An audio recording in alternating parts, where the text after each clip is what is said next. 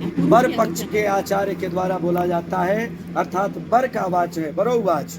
वर का कहना है कि ठीक है देवी, मैं आपकी सारी बातों को मानूंगा, लेकिन आपको बस 5 वचनों का ध्यान देना होगा, 5 बातों का। क्या? कि जब मैं रहूं परदेश में, श्रृंगार क्रीड़ा छोड़ दो, पर गृह गमन उत्सव तथा परिहास से मुख मोड़ लो। हे अनल के सब जाति बांधव और ब्रह्म समाज, ये 5वां ध्रुव साक्षी करता प्रतिज्ञा आज, मेरे हृदय तेरे हृदय मम बांधवों की वृष्टि हो। पत्नी बिना निर्वाह आश्रम धर्म का होता नहीं, वामांगिनी भी स्वस्थ होकर तुम बनो इच्छा यही। प्रथम बात क्या है कि जब मैं रहूं परदेश में, हर एक स्त्री का पति जब 16 दिन घर से बाहर हो, उस समय हमारे शास्त्रों में लिखा है कि एक स्त्री को हास्यम परिगृह्यानम त्यजेत प्रोषित भर्तिका, संस्कृत में भर्तिका कहा गया है। जब स्त्री के पति 16 दिन तक घर पे नहीं रहते हैं, उस अवस्था में स्त्री को श्रृंगार इत्यादि नहीं करना चाहिए। जो प्रमुख श्रृंगार हैं सिर्फ सिंदूर इत्यादि ही लगाना चाहिए, बिंदी इत्यादि, और नहीं तो और कोई भी श्रृंगार स्त्री को नहीं करना चाहिए। तो आपसे कह रहे हैं कि आप इस बात का ध्यान देना, जब मैं घर पे न रहूं तो आप श्रृंगार इत्यादि मत करना, किसी दूसरे के घर आप मत जाना। लिखा गया ना, आपने कहा कि मैं बिना बुलाए चली जाऊंगी, लेकिन आप कब जाएंगे? जब आपके पति घर पे रहेंगे, तब आप कहीं भी मायके में या कहीं भी जा सकती हैं।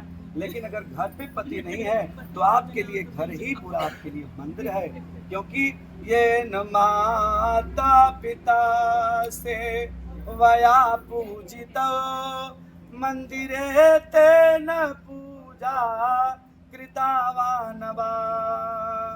एक तरफ माता पिता पानी के बिना परेशान हो, भोजन के बिना, और हम खूब ओम जय जगदीश हरे आरती गाएं और जा कर के खूब मंगल गाएं मायके में, उसका कोई मतलब नहीं है।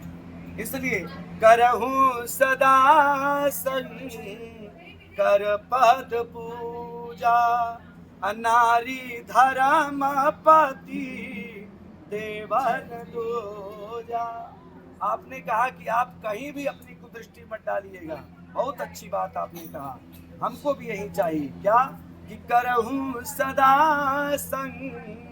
कर पद पूजा।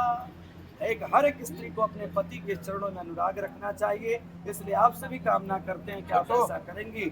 मेरे घर में 12 बजे रात्रि को भी कोई आ गया अतिथि, तो आप उठ करके भोजन बनाने में थोड़ा भी हिचकिचाएंगी नहीं। ऐसा मेरा आपसे कहना है। अगर आप ऐसा करती हो, मेरे श्रेष्ठ जनों का सम्मान करती हो, बड़ों का सम्मान करती हो, तो ये 5वां ध्रुव साक्षी कर।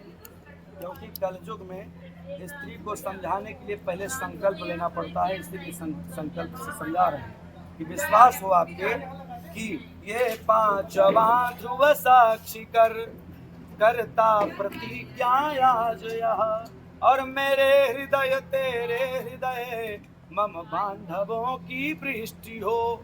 यह कलश में विराजमान 33 कोटि देवता हैं, इनको मैं साक्षी बनाता हूँ।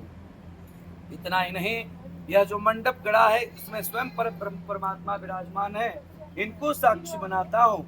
इतना ही नहीं, आपके हमारे पक्ष के जो अतिथि हैं, जो भी नाथ रिश्तेदार हैं, मैं उनको भी साक्षी बनाता हूँ। इतना ही नहीं, वेद को पाठ करने वाले आचार्य ब्राह्मण मंडप में, इनको मैं साक्षी बनाता हूँ। इतना ही नहीं, स्वयं इस कलयुग में विराजमान प्रत्यक्ष देव के रूप में अग्निदेव विराजमान है, इनको भी मैं साक्षी बना के कहता हूँ कि तुम विश्वस्त होकर तुम बनो पत्नी बिना निर्वाह आश्रम।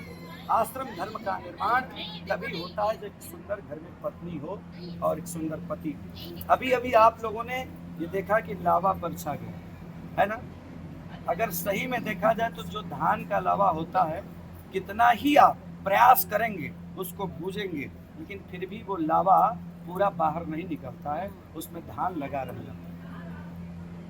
क्यों? कारण क्या है? पति पत्नी में तमाम समस्याएं आ जाती है एक साथ रहने पर, लेकिन फिर भी जिस प्रकार धान और लावा का संबंध रहता है एक बराबर एक जैसा, वैसे ही रहना चाहिए। कमी और बेसी तो परिवार में लगा रहता है, लेकिन सदा बड़ों का सम्मान और अपने पति पत्नी के बीच सदा प्रेम रखना चाहिए। हृदय के अनुसार, आपका हृदय आपके अनुसार रहेगा तो सदा मंगल होगा। इस प्रकार पांचवी बात कि आप सदा इसका पालन करो। मैं भी पालन कर रहा हूँ और आप भी पालन करिए, दोनों लोग करेंगे वचनों का पालन और सदा हम सभी का मंगल होगा। प्रेम से बोलिए शंकर भगवान की जय।